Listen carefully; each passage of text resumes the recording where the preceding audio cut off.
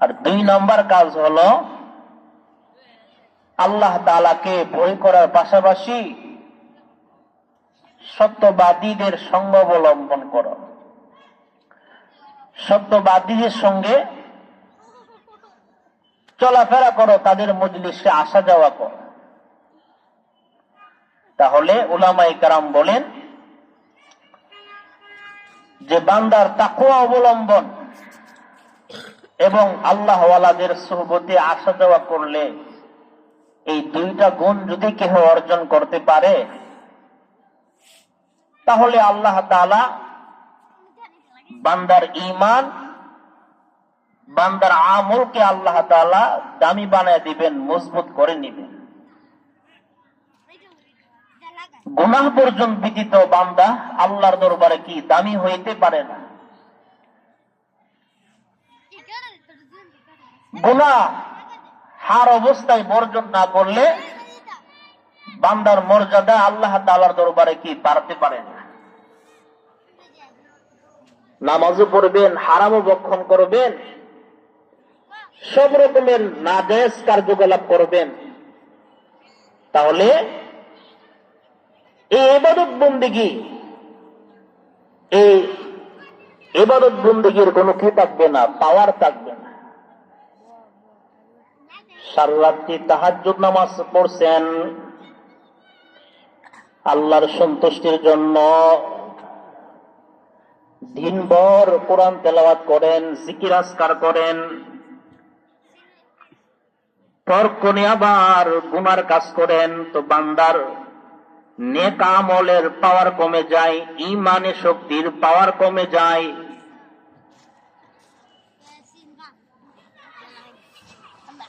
নফল ইবাদত বন্দেগী করতেছেন, ব্যবসার মধ্যে ধোঁকা দিতেছেন, মানুষের সঙ্গে মিথ্যা কথা বলেন, অন্যের উপর জুলুম করতেছেন, মনে রাখবেন আপনার নেক আমলের পাওয়ার কমে যাবে, শক্তি কমে যাবে। নেক আমল করার পরে হার অবস্থায় যে গুনার কাছ থেকে বেঁচে থাকার একটা তৌফিক পাওয়া যায়, তো বান্দা যখন গুনাহে লিপ্ত হয়ে যায় তো বান্দার নেক আমলের ঈমানের শক্তি নষ্ট হয়ে যায়। নেক আমল করার পরে বান্দার সম্পর্কটা যে আল্লাহ তাআলার সঙ্গে গভীর হইত, আল্লাহ তাআলার সঙ্গে যে বান্দার বন্ধুত্বটা মজবুত হইত, গুনাহ করার কারণে এই জিনিসটা কি হয়ে যায়, নষ্ট হয়েছে। গুনার কাজ করার পরে বান্দার দিল থেকে আল্লাহ তাআলা, বান্দার কলব থেকে, অন্তর থেকে আল্লাহ তাআলা ঈমানের সাক্ষী করে দেন, দূর করে দেন।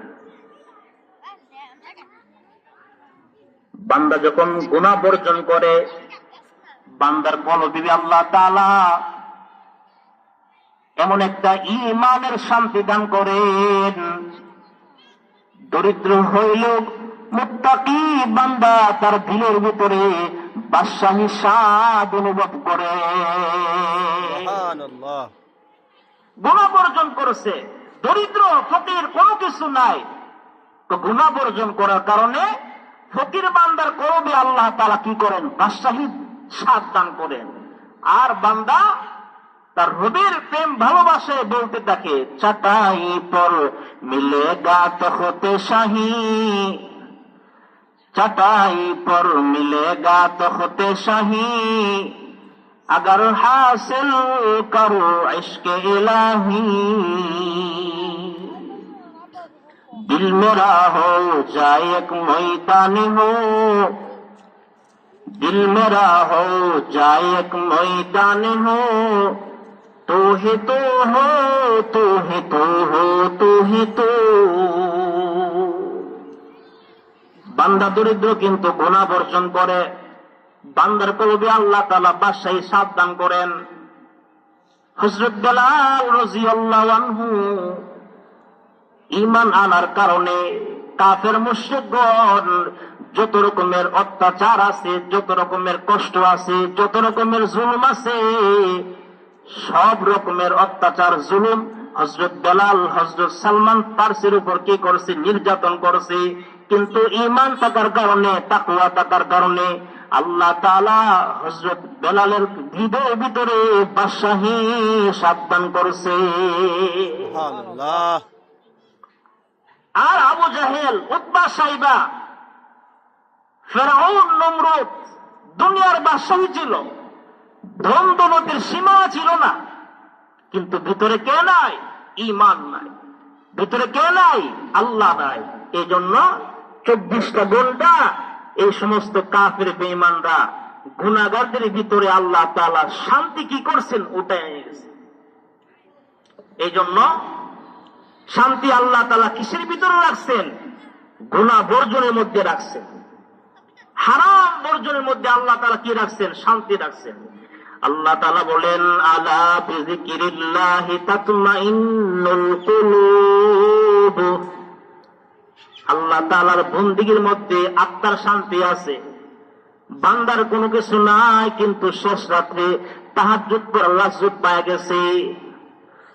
বান্দার ধন সম্পদ কোনো কিছু নাই, কিন্তু বান্দার দিলের ভিতরে আল্লাহ থাকার কারণে, বান্দার দিলের ভিতরে সুন্নতের মহব্বত থাকার কারণে বান্দা দরিদ্র অবস্থায় ভাঙা চাটার উপর বসা বাদশাহীর স্বাদ অনুভব করে।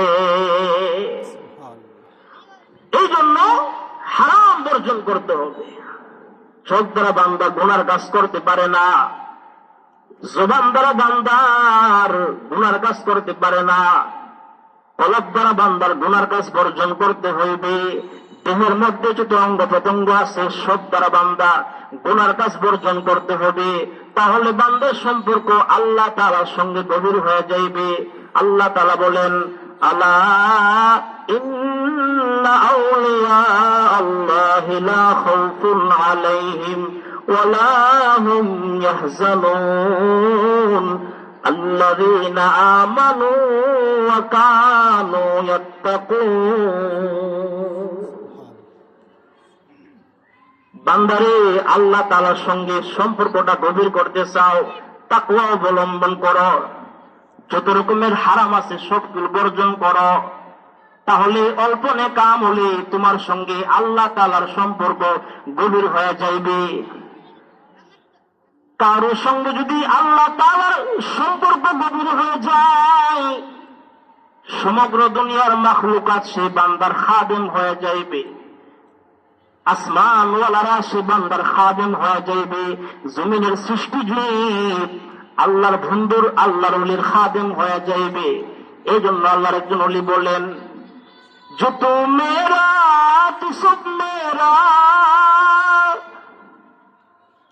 जो तू मेरा तू सब मेरा, फलक मेरा ज़मी मेरी, अगर तू के नहीं मेरा तो कोई शै नहीं मेरी। কে যখন আল্লাহর ওলি হয়ে যায়, আল্লাহ তাআলার সম্পর্কে আল্লাহ